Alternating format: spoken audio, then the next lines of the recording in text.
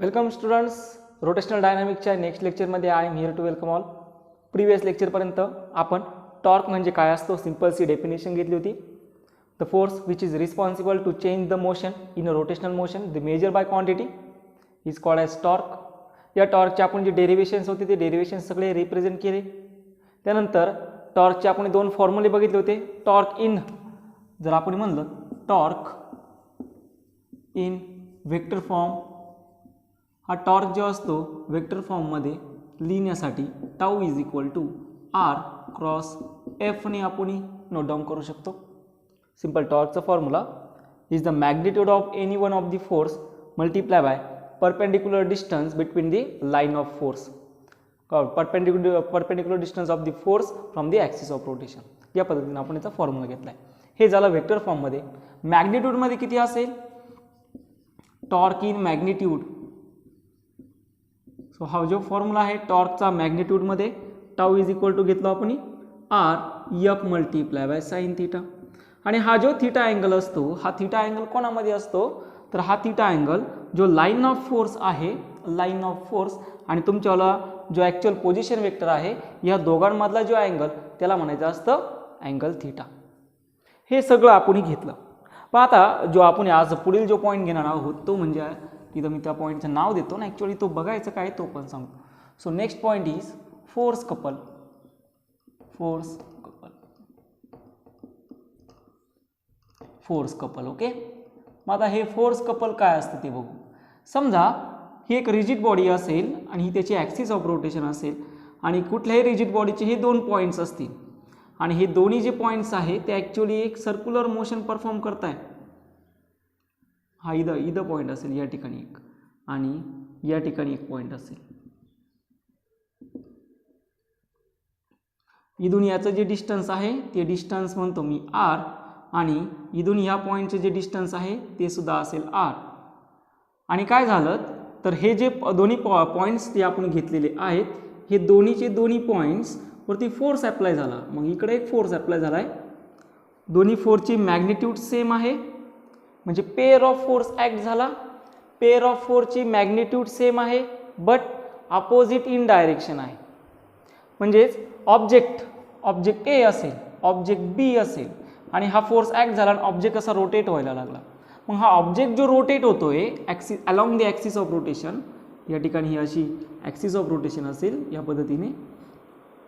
मग हे दोन्ही ऑब्जेक्ट फोर्स अप्लाय करत असताना रोटेट होत आहे ऑब्जेक्ट ए आणि बी. आणि हा जो फोर्स अप्लाय झाला आहे तो जो फोर्स अप्लाय झाला तो कोणचा आहे? सेम इन मॅग्निट्यूड आहे but opposite in direction. And due to this force A and B change their direction in rotational motion. म्हणजे ए आणि बी काय करताय ह्या फोर्समुळं, तर त्याच्यावाली जी डायरेक्शन आहे मोशनची जी डायरेक्शन आहे ती या फोर्सेसमुळं चेंज होते. म्हणजेच हे फोर्स काय होणार आहे? जर रोटेशन मोशनमध्ये अप्लाय केलेला फोर्स जर काही चेंजेस देत असेल तर तो फोर्स असतो त्याच्यावर टॉर्क. मग हा फोर्स एक सिंगल होता का? नाही, हा फोर्स काय आला? ॲज इन पेअर्समध्ये आला. मग ह्या पेअरमुळं काय होतं तर हे दोन्ही ऑब्जेक्ट काय व्हायला लागले? चेंज डायरेक्शन, त्यांची डायरेक्शन काय व्हायला लागली? चेंज व्हायला लागली. त्यामुळे ते रोटेशन मोशन परफॉर्म करायला लागले आणि यालाच म्हणायचं असतं फोर्स कपल. म्हणजे या ठिकाणी दोन फोर्सेस ऑब्जेक्टवरती ॲक्ट होता त्याला म्हणायचं असतं force couple. Single force act झाला त्याला म्हणायचं असतं torque. So what is mean by force couple? A pair of force of same in magnitude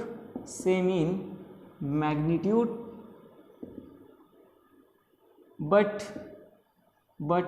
opposite in direction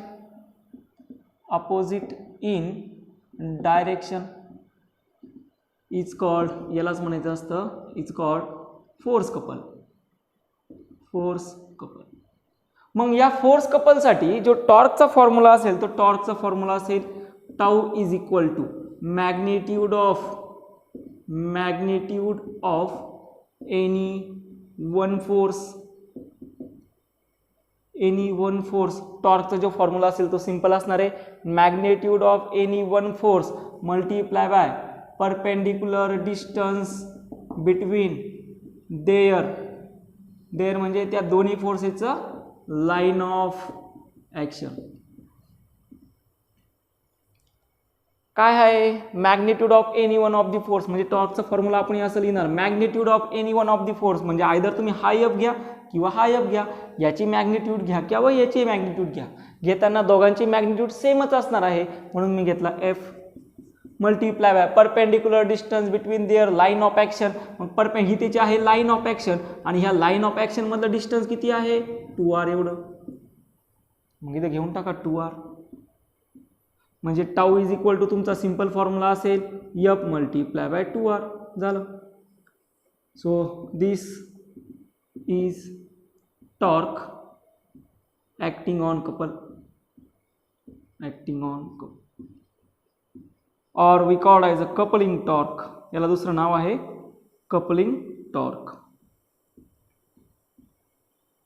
I think you getting the idea about this torque, यालाच म्हणलं जातं coupling torque. Clear झालं सर्वांना? Okay, आता हे तुम्ही complete करून घेऊ शकता. नेक्स्ट पॉइंट आहे point of application. Point of application हे आता जे पॉईंट्स बघतोय, मागचा जो फोर्स कपल होता हा कॉम्पिटिटिव्हसाठी, हा फॉर्म्युला तुम्हाला फक्त लक्षात ठेवायचा आहे. त्यानंतर हा जो पॉईंट ऑफ ॲप्लिकेशन घेतोय हा सुद्धा कॉम्पिटिटिव्ह एक्झामसाठी असणार आहे. आता पॉईंट ऑफ ॲप्लिकेशन काय आहे, जसं मी तुम्हाला काल एक एक्झाम्पल सांगितलेलं होतं की एक डोअर असेल, तो डोअर जर ओपन करायचा असेल तर आपण कुठल्या पॉईंटवरती फोर्स अप्लाय करतो, त्या फोर्सची डायरेक्शन कशी असेल. तर आणि दुसरी महत्त्वाची गोष्ट की त्या जो पॉईंट घेतला आहे तो ॲक्सिस ऑफ रोटेशनपासून किती डिस्टन्सवरती आहे. मग ज्या पॉईंटवरती नेट फोर्स ॲक्ट होतो त्याचा इफेक्ट सगळ्या पॉईंटवरती सेमच असतो, त्या पॉईंटला म्हणायचं असतं पॉईंट ऑफ ॲप्लिकेशन. सो आता हे समजून कसं घ्यायचं, समजा ही एक रिजिड बॉडी आहे, या रिजिड बॉडीवरती हे काही पॉईंट्स आहे, त्यानंतर याला मी कोऑर्डिनेट्समध्ये घेतो. तर ह्या पॉईंटचं जे डिस्टन्स आहे ते आहे r1, इथून एवढ्या पॉईंटचं जे डिस्टन्स आहे ते आहे r2, आणि इथून एवढ्या ज्या पॉईंटचं डिस्टन्स आहे ते आहे r3. याच्यावरती फोर्स अप्लाय झाला आहे या डायरेक्शनला, इकडं फोर्स अप्लाय झाला आहे या डायरेक्शनला, याला म्हणतो मी F1 F2, आणि याला फोर्स अप्लाय झाला आहे F3. मग हे जे पॉईंट्स दाखवले मी 1, याला म्हणतो मी 1 2 3, हे 1 2 3 जे पॉईंट्स दाखवले हे काय झाले ॲक्च्युली त्याचे पॉईंट ऑफ ॲप्लिकेशन झाले. या पॉईंट ऑफ ॲप्लिकेशनवरती काय केलं आपण, फोर्स ॲक्ट केला, कोणचा F1 F2 F3. मग पॉइंट ऑफ ॲप्लिकेशन काय आहे, a point at which net force is acting and having the same effect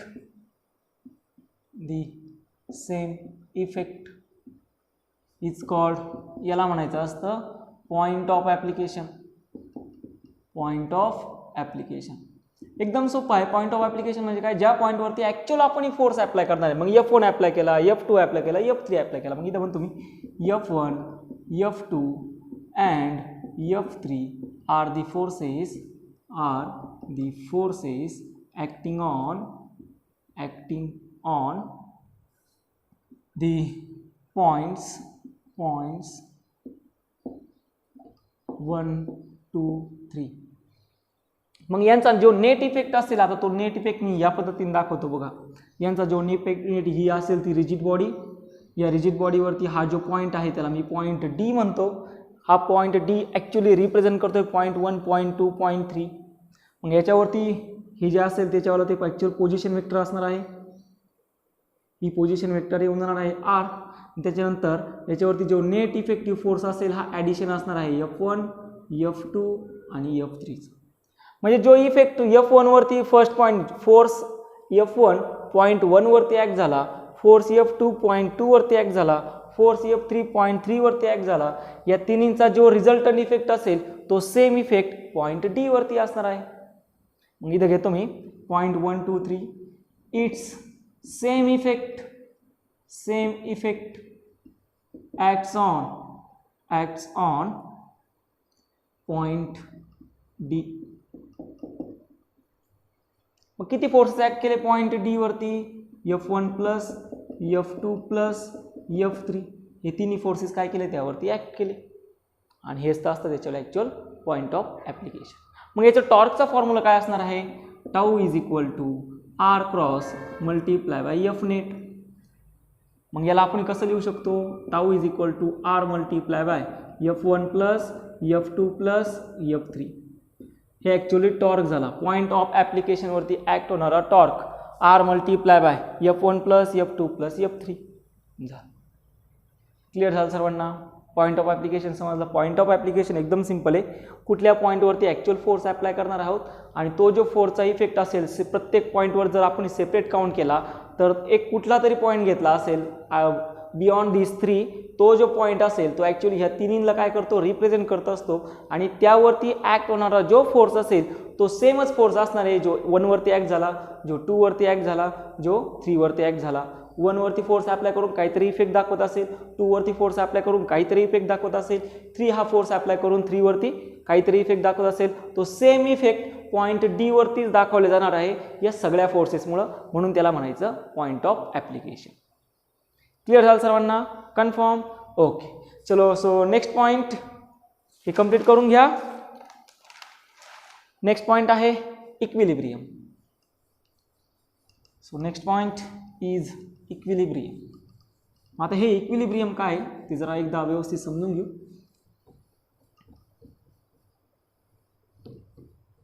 what is mean by equilibrium?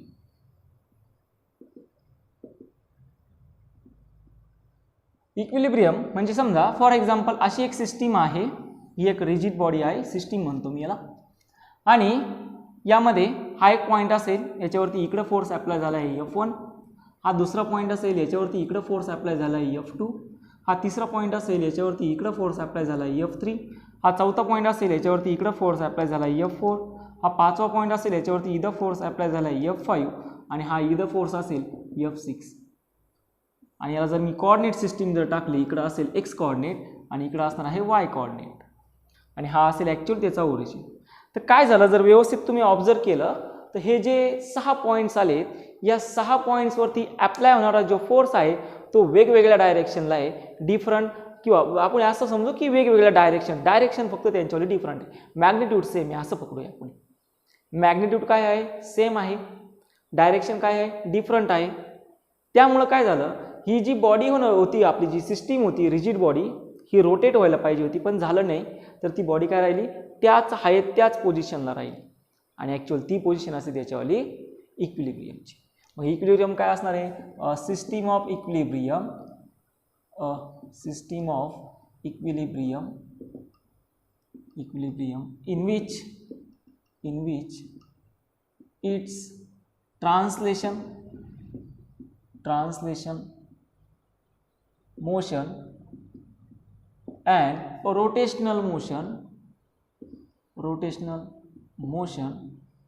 are in equilibrium. एकदम easy आहे. एखादी सिस्टीम जर इक्विलिब्रियमला असेल तर त्याचे ट्रान्सलेशन मोशन आणि त्याचे रोटेशनल मोशन हे सुद्धा ऑब्विसली कुठं असणार आहे, इक्विलिब्रियम. मग झालं काय, नेट इफेक्टिव्ह फोर्स 0 झाला ना, म्हणजे काय घेणार, F net is equal to 0.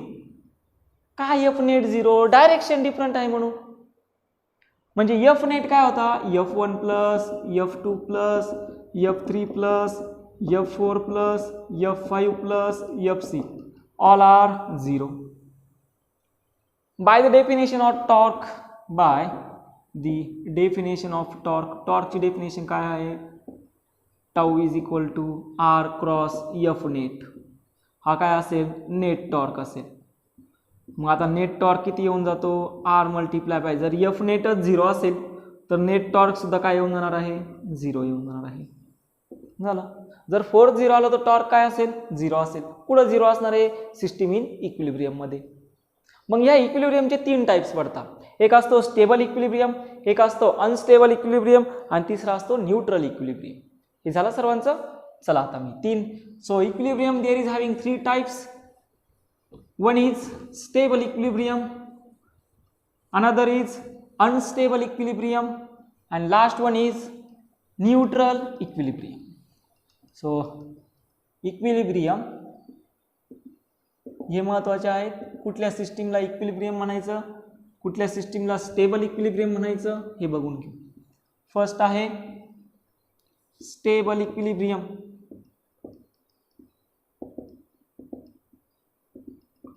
त्यानंतर दुसरा असणार आहे अनस्टेबल इक्विलिब्रियम आणि लास्टला असेल न्यूट्रल इक्विलिब्रियम.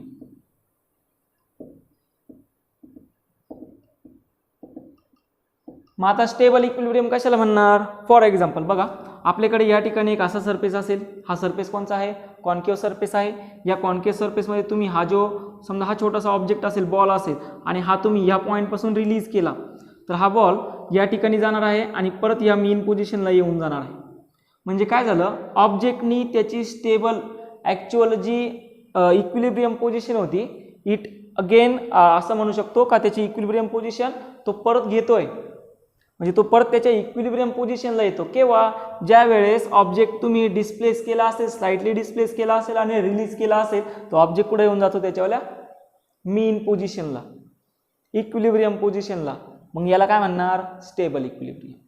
अनस्टेबल इक्विलिब्रियम कसा असेल? समजा हा कॉन्व्हेक्स सरफेस असेल आणि तुम्ही याच्यावरती हा छोटासा ऑब्जेक्ट असेल आणि हा इथून डिस्प्लेस केला, साइटली डिस्प्लेस केला आणि रिलीज केला. मग रिलीज केल्यानंतर हा परत त्याची पोझिशन घेणार आहे का? नाही, हा परत त्याची पोझिशन घेत नाही. म्हणून याला काय म्हणायचं? Unstable equilibrium. आणि लास्ट आहे न्यूट्रल इक्विलिब्रियम. हा ऑब्जेक्ट इथंच आहे, तुम्ही याला डिस्प्लेस करा, याला तुम्ही रिलीज करा, तो परत याच पोझिशनपासून हलू शकणार नाही. म्हणून हा काय असेल? त्याच्यावाला neutral equilibrium.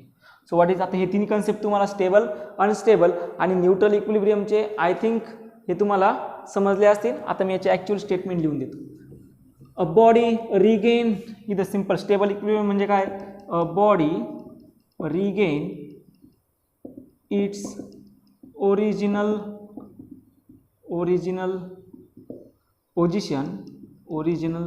position when after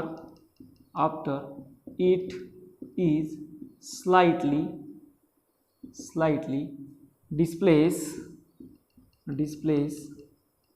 and release. याला काय म्हणायचं? Stable equilibrium. आता अनस्टेबल इक्विलिब्रियम कशाला म्हणणार? A body further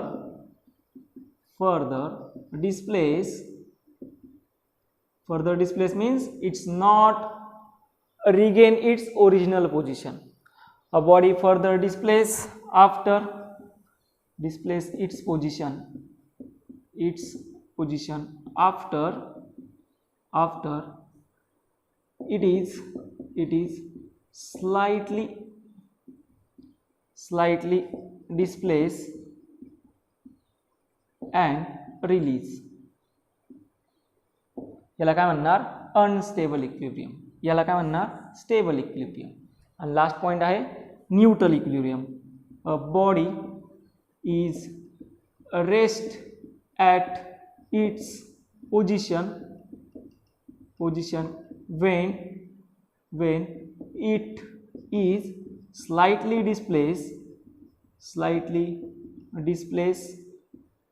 and release. This is called as a neutral equilibrium. तीन कंडिशन समजल्या, स्टेबल, अनस्टेबल, न्यूट्रल. बॉडी त्याची परत पोझिशन घेते, स्टेबल इक्विलिब्रियम. परत त्याच्या मीन पोझिशनला येत नाही, अनस्टेबल इक्विलिब्रियम. आणि मीन पोझिशनपासून कितीही तुम्ही फोर्स अप्लाय करा, ऑब्जेक्ट हलत नाही, त्याला म्हणायचं neutral equilibrium. So this is the 3 types of equilibrium. Clear झालं? 2 मिनिटात हे तुम्ही कंप्लीट करू शकता. चलो, आता टॉर्कमधील एकदम लास्ट पॉईंट. आत्तापर्यंत जे आपण बघितलं की ॲक्च्युअली रोटेटिंग बॉडीवरती टॉर्क जो असतो तो कसा ॲक्ट होतो, पण रोटेटिंग बॉडीवरती ॲक्ट होणारा टॉर्क हा ॲक्च्युअली त्याच्या ॲक्सिलरेशन सोबत रिलेशन काय सांगणार आहे.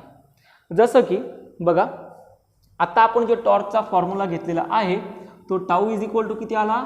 आर क्रॉस एफ किंवा आर एफ साइन थीटा.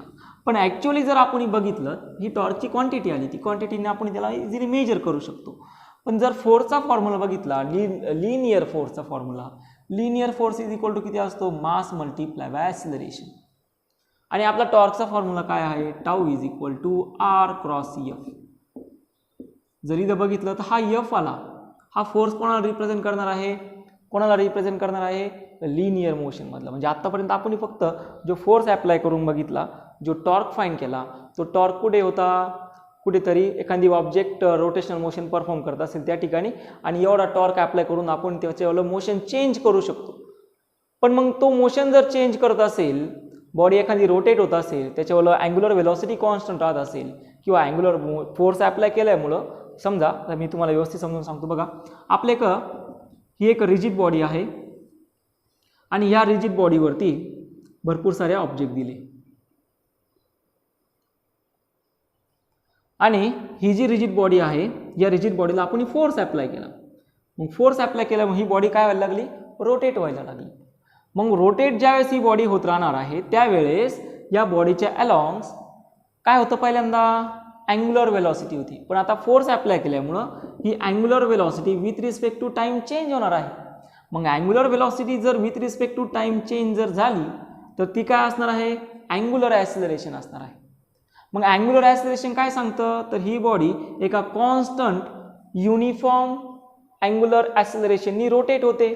जसं की पहिल्यांदा काय होतं, युनिफॉर्म अँग्युलर वेलॉसिटी होती, फोर्स अप्लाय केल्यामुळे त्याची अँग्युलर वेलॉसिटी काय व्हायला लागली, direction of angular velocity change व्हायला लागली. फोर्स ऑफ डायरेक्शन चेंज झाली, अँग्युलर वेलॉसिटी चेंज झाली. अँग्युलर वेलॉसिटी चेंज झाल्यामुळे काय आपल्या प्रेझेंट काय आलं, अँग्युलर ॲक्सिलरेशन.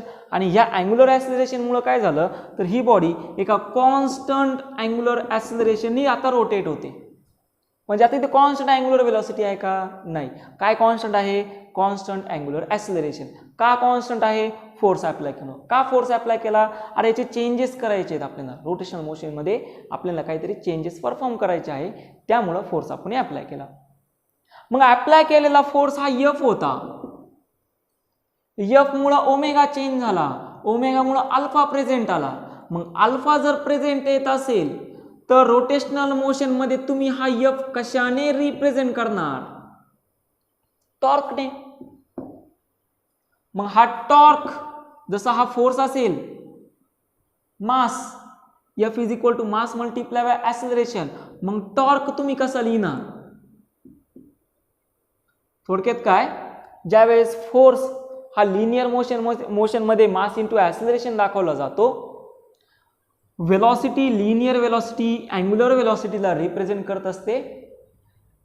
लिनियर ॲक्सिलरेशन हे अँग्युलर ॲक्सिलरेशनला रिप्रेझेंट करत असतं. मुवमेंट ऑफ इनर्शिया हा मासला रिप्रेझेंट करत असतो. मग फोर्सला रिप्रेझेंट करणारी क्वांटिटी कोणची, तर ती क्वांटिटी आहे टॉर्क. मग तो रोटेटिंग टॉर्क किती असेल हे आता आपल्याला फाइंड करायचं आहे. थोडक्यात काय केलं आपण, ही लिनियर वेलॉसिटीला ॲनालॉगस क्वांटिटी ओमेगा शोधला, लिनियर ॲक्सिलरेशनला ॲनालॉगस क्वांटिटी अँग्युलर ॲक्सिलरेशन शोधली, मासला असणारी ॲनालॉगस क्वांटिटी मोमेंट ऑफ इनर्शिया शोधली. मग फोर्सला ॲनालॉगस क्वांटिटी कोणची आहे, टॉर्क. मग टॉर्कचा फॉर्म्युला काय आहे, तुम्ही म्हणशाल sir tau is equal to R cross F. हा आहे, पण हा फक्त रोटेटिंग बॉडीसाठी अजून आत्तापर्यंत आपण डिझाईन केलेला नाही. ज्याच्यामध्ये फोर्स मास इंटू ॲक्सिलरेशन असेल तर टॉर्क आपल्याला मासच्या आणि ॲक्सिलरेशनच्या टर्म्समध्ये काय करायचं आहे, आता रिप्रेझेंट करायचं आहे. टास्क समजली सगळ्यांना, एकदम क्लिअर आहे.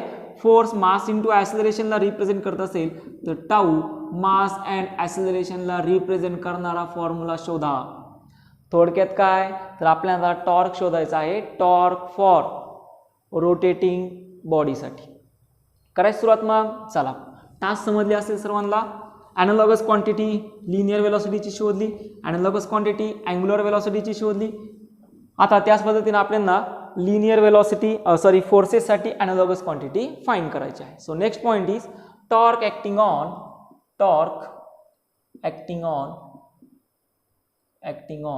rotating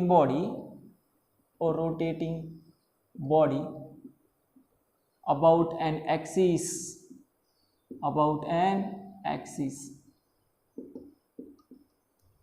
हा पॉइंट महत्वाचा आहे, व्यवस्थित लक्ष द्यायचं. आतापर्यंत टॉर्कचा घेतलेला डायरेक्शन मध्ये घेतलेला formula R cross F, magnitude मध्ये घेतलेला formula R F sine theta. Clear झालं, ओके. आता काय करू, consider we take one of the rigid body. ही एक रिजिड बॉडी आपण घेतलेली आहे. त्यानंतर ही त्याच्यावरती काय असणार आहे, ॲक्सिस ऑफ रोटेशन आहे. त्यानंतर ह्या रिजिड बॉडीचे काही पॉईंट्स मी घेतो. मग हा एक पॉईंट असेल, त्याच्यावर डिस्टन्स आहे R1 एवढं, याच्यावर मास आहे M1 एवढं. त्यानंतर दुसरा घेतो मी, मग हा जो मास आहे m1 हा आहे r1. ज्यावेळेस ही बॉडी रोटेट होत आहे, फोर्स अप्लाय केला आहे, म्हणजे ही बॉडी रोटेट होत असताना याच्यावर ॲक्सिलरेशन जे असेल ते ॲक्सिलरेशन काय असणार आहे, कॉन्स्टंट असणार आहे. कुठलं कॉन्स्टंट ॲक्सिलरेशन असेल, कॉन्स्टंट अँग्युलर ॲक्सिलरेशन. इथे लिहून देतो, रिजिड बॉडी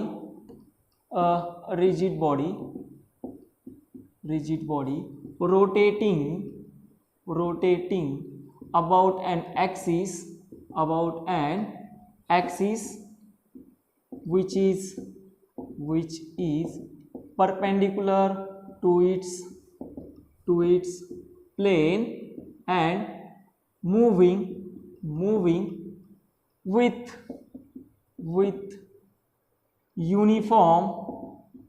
uniformला आपण काय म्हणणार, कॉन्स्टंट अँग्युलर acceleration.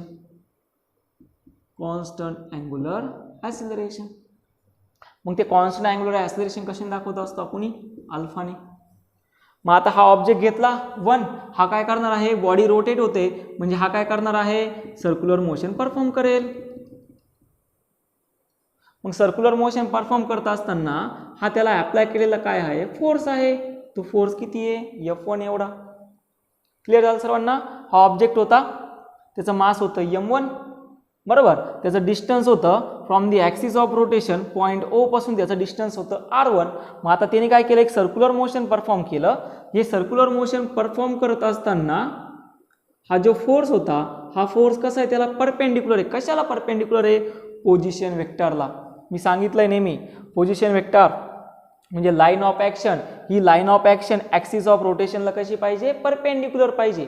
आणि जर लाईन ऑफ ॲक्शन ही ॲक्सिस ऑफ रोटेशनला परपेंडिक्युलर असेल तरच ऑब्जेक्ट रोटेशनल मोशन परफॉर्म करू शकतो, अदरवाईज तो रोटेशनल मोशन परफॉर्म करत नाही. क्लिअर झालं. मग आता ही जर रिजिड बॉडी असेल, तिच्यामध्ये एकच पार्टिकल असेल का, नाही. किती असणार आहे, नंबर ऑफ पार्टिकल्स असतील. मग हा दुसरा पार्टिकल आहे, हा या ठिकाणी.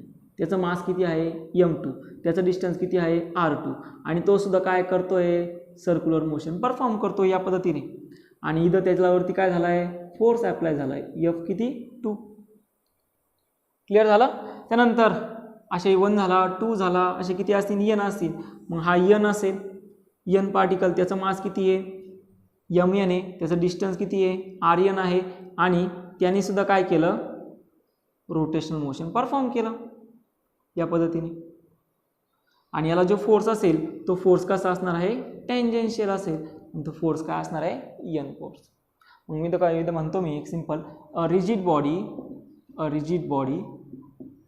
Having n particles of masses m1, m2, m3 up to mn and असं म्हणतो, and performing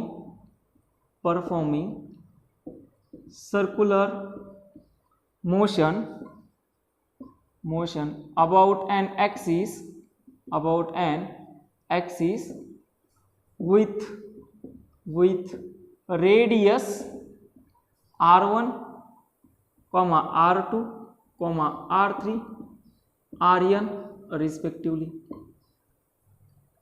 किती पार्टिकल्स होते, n पार्टिकल. प्रत्येकाचा मास किती, m1, m2, m3 up to mn. काय करताय, सर्क्युलर पाथ, त्यांचं सर्क्युलर मोशन परफॉर्म करताय. त्यांची रेडियस किती आहे, r1, r2, r3, rn एवढी. मग आता हे सगळे ऑब्जेक्ट काय होत आहे, मूव्ह होत आहे. मग इथे पुढे म्हणणार, then all the particles having force कसा ॲक्ट झाला आहे, टेंजेन्शियल फोर्स ॲक्ट झाला आहे. हा फोर्स इज इक्वल टू काय असणार आहे, मास मल्टिप्लाय बाय ॲक्सिलरेशन. कुठलं ॲक्सिलरेशन, लिनियर ॲक्सिलरेशन. कोण चेंज होतंय, लिनियर ॲक्सिलरेशन चेंज होतं कॉन्स्टंट अँग्युलर ॲक्सिलरेशनमध्ये. मग इथं म्हणतो मी, all particles having linear acceleration is, मग प्रत्येकाचं लिनियर ॲक्सिलरेशन लिहितो मी, फॉर मास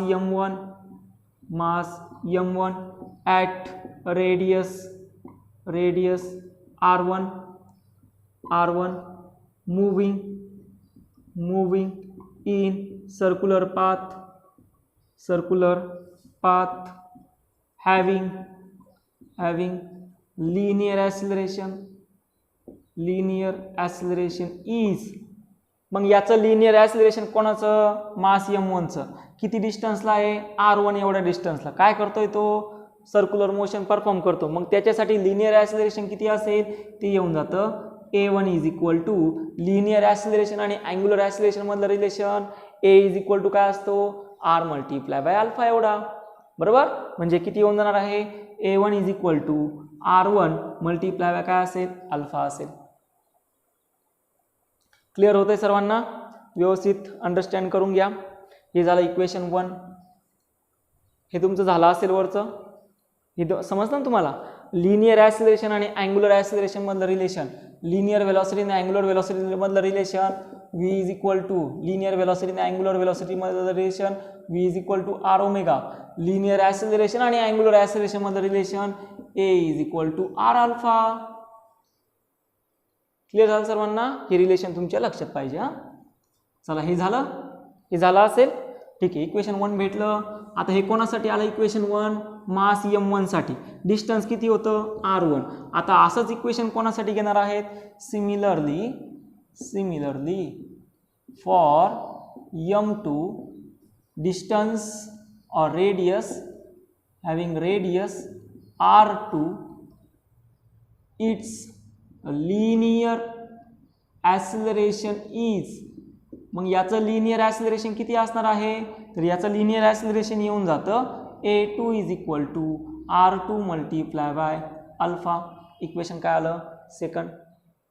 असे किती पार्टिकल्स आहे, n particle, for mass mn radius rn its linear acceleration is, मग याच्यासाठी लिनियर ॲक्सिलरेशन किती असणार आहे, an is equal to rn multiply by alpha.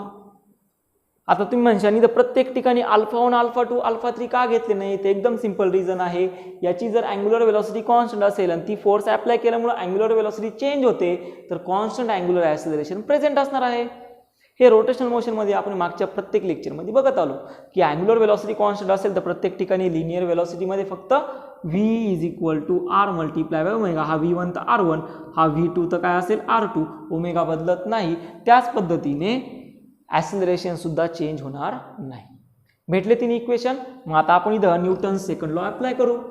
So according to Newton's law of motion, according to Newton's law of motion, Newton's law of motion काय आहे, F is equal to mass multiply by acceleration. मग इथं घेतो मी force for particle having mass m1.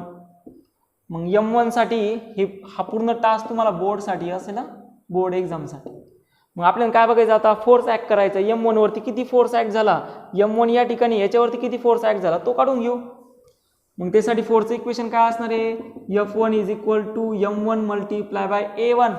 मग a1 ची value आपण टाकून देऊ शकतो, F1 is equal to m1 multiply by a1 ची व्हॅल्यू किती आहे, r1 अल्फा. इक्वेशन झालं 4. Similarly for F2, similarly for m2 साठी किती येऊन जाणार आहे, तो असेल F2 is equal to m2 multiply by r2 alpha. Equation आलं 5. आणि असंच कोणासाठी असणार आहे, फॉर n साठी येऊन जाणार आहे f of n is equal to, इथं घेतो मी Fn is equal to mn rn multiply by alpha. Equation झालं 6. क्लिअर झालं सर्वांना, काय नाही, काय एकदम सिंपल केलं. पहिल्यांदा ॲक्सिलरेशन फाईन करून घेतले, ते फोर्समध्ये टाकले आणि फोर्सेस फाईन करून घेतले. ओके, हे झालं असेल सर्वांचं. मग आता पुढे काय करणार बघा, मला फोर्सेस भेटला, ॲक्च्युली मला काय रिप्रेझेंट करायचं आहे, टॉर्कला रिप्रेझेंट करायचं आहे. कशाच्या टर्म्समध्ये, मास आणि ॲक्सिलरेशनच्या टर्म्समध्ये.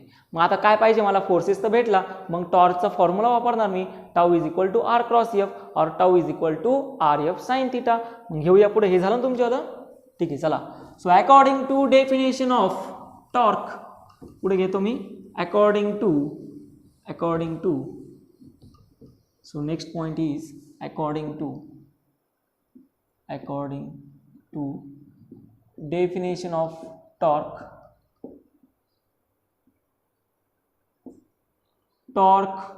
in vector form, tau is equal to r cross f, and torque in magnitude tau is equal to किती असेल r f sin theta. याला इक्वेशन म्हणतो मी 7. मग आता मी काय करतो, मॅग्निट्यूडच्या ऐवजी मी द अँगल मला माहिती आहे म्हणून मी काय करतो, वेक्टर फॉर्मच्या ऐवजी आता मी व्हॅल्यू मॅग्निट्यूड मध्ये सबस्टिट्यूट करतो. इथं म्हणतो मी but theta is equal to 90 degree between R and F. मग आर आणि एफ मध्ये 90 डिग्री आहे का चेक करू. बघा हा फोर्स इकडे चालला आहे, हा अँगल किती आला 90 डिग्री. हा फोर्स इकडे चालला आहे, हा पोझिशन वेक्टर, हा अँगल किती आला 90 डिग्री. हा पोझिशन वेक्टर आणि हा फोर्स वरती चालला, हा अँगल किती आला 90 डिग्री. तोच तर घेतला angle theta is equal to 90 degree. मी तुम्हाला काय सांगत असतो, आर आणि एफ मधला हा ॲक्च्युअल अँगल आहे. मग आर आणि एफ मधला अँगल किती आहे 90 डिग्री. मग हा 90 इथं जर सबस्टिट्यूट केला तर साइन 90 ची व्हॅल्यू किती असते 1. Sine 90 is equal to 1. Then equation 7 is tau is equal to r multiply by f. मग नेट टॉर्क किती असेल, देन नेट टॉर्क किती असेल, tau net is equal to tau 1 plus tau 2 plus tau 3 up to tau n. हा काय असेल net torque असेल. मग आता हाच नेट टॉर्क तर मला फाइंड करायचा आहे. मग याच्यामध्ये मला काय फाइंड करावं लागेल, टाऊ 1 फाइंड करावं लागेल. याच्यामध्ये काय फाइंड करावं लागेल, टाऊ 2 फाइंड करावं लागेल. काय फाइंड करावं लागेल, टाऊ 3 फाइंड करावं लागेल. काय फाइंड करावं लागेल, टाऊ n फाइंड करावं लागेल. त्या सगळ्या व्हॅल्यू याच्यामध्ये काय करायच्या सबस्टिट्यूट करून द्यायच्या. मग टाऊ साठीचं इक्वेशन काय, tau 1 is equal to r1 f1. Tau 2 is equal to काय असेल r2 f2. Tau 3 is equal to काय असणार आहे r3 f3 आणि tau n is equal to काय असणार आहे rn fn. मग याच्यामध्ये f1 f2 f3 आता ऑलरेडी आपण फाइंड केलंय. करायची सुरुवात. मग चलो next. So next one, tau 1 is equal to r1 f1.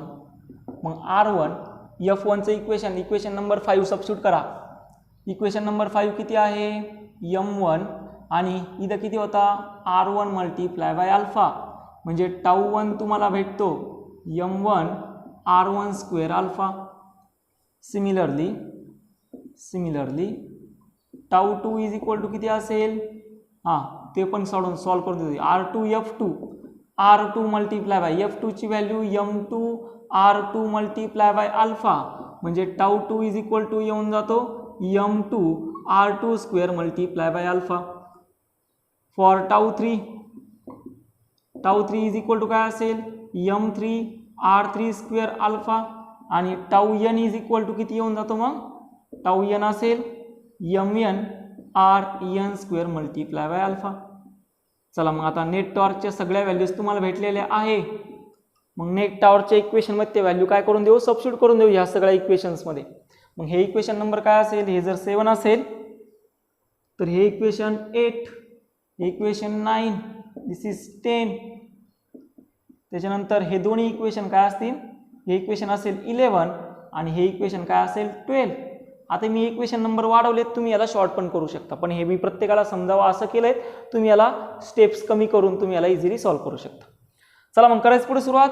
So substitute all these equation, substitute equation 9, 10, त्यानंतर 11 and 12 in equation 8.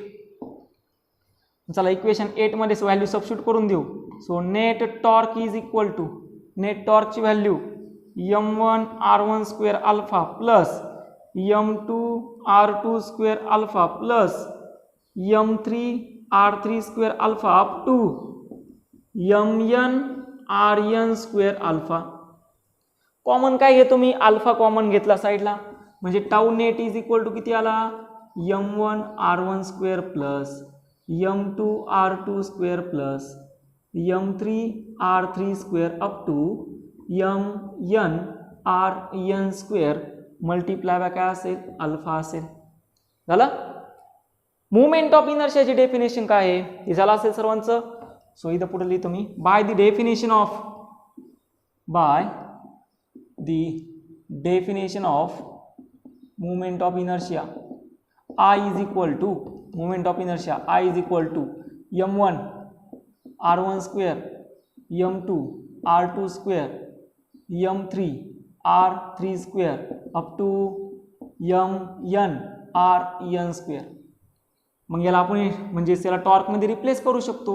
So substitute in equation किती नंबर आहे 13 का.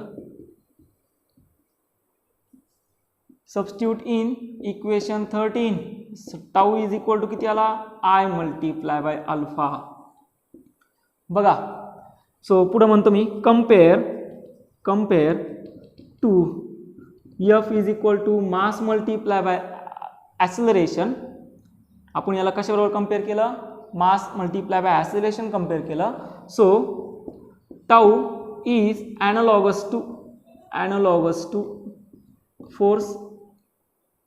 Moment of inertia is again analogous to mass and angular acceleration is analogous to linear acceleration. मग आता तुम्हाला सगळे equation भेटले. Moment of जो टॉर्क आहे तो टॉर्क इन रोटेटिंग बॉडी मध्ये आला I multiply by alpha. Clear दिसतंय सर्वांनी. Okay. Tau is equal to किती आला I मल्टिप्लाय बाय अल्फा. म्हणजे आता टॉर्कचे ऍक्च्युअली तुमच्याकडे 2-3 फॉर्म्युले झाले.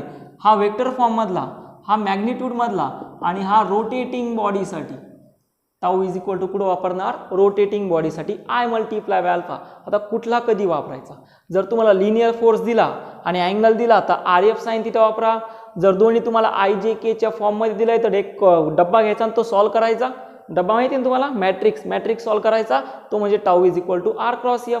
आणि जर तुम्हाला मोमेंट ऑफ इनर्शिया दिला असेल मग मोमेंट ऑफ इनर्शिया तुम्हाला कधी देणार आहे एखादी रिजिड बॉडी दिली असेल. कुठली rigid body for example rod तुम्हाला दिला असेल आणि तो रॉड काय होतोय रोटेट होतोय. मग रॉडचा moment of inertia at the center किती असतो ml²/12 आणि त्याच्यावाला वन एंडला किती असतो ml²/3. ती व्हॅल्यू फक्त मोमेंट ऑफ इनर्शिया जिथं सबस्टिट्यूट करून द्यायची. अल्फाची व्हॅल्यू तुम्हाला दिलेली असेल ती टाका तुम्हाला रोटेटिंग टॉर्क भेटेल. So here is the equation. याला म्हणतो मी हिअर इज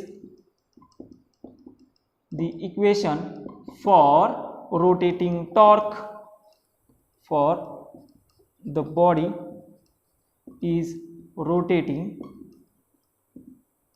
अबाउट म्हणतो मी here is the equation of torque for the body is rotating about its axis.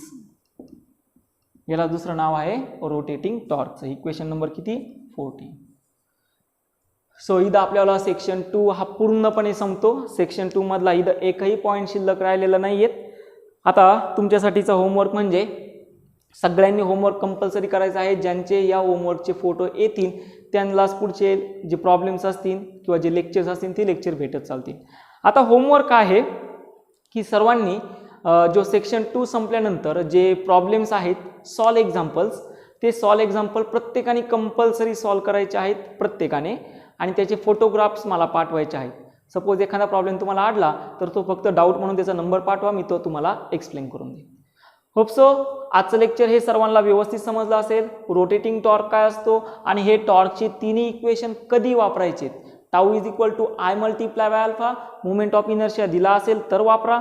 Moment of inertia नाही दिला सिंपल फोर्स दिला तर R क्रॉस F वापरा. अँगल जर दिला असेल अँगल कोणामधला तर तुमच्याला पोझिशन वेक्टर आणि फोर्स मधला अँगल जर दिला असेल तर RF साइन थिटा वापरा. मोमेंट ऑफ इनर्शिया दिला असेल तर tau is equal to I multiply by alpha वापरा.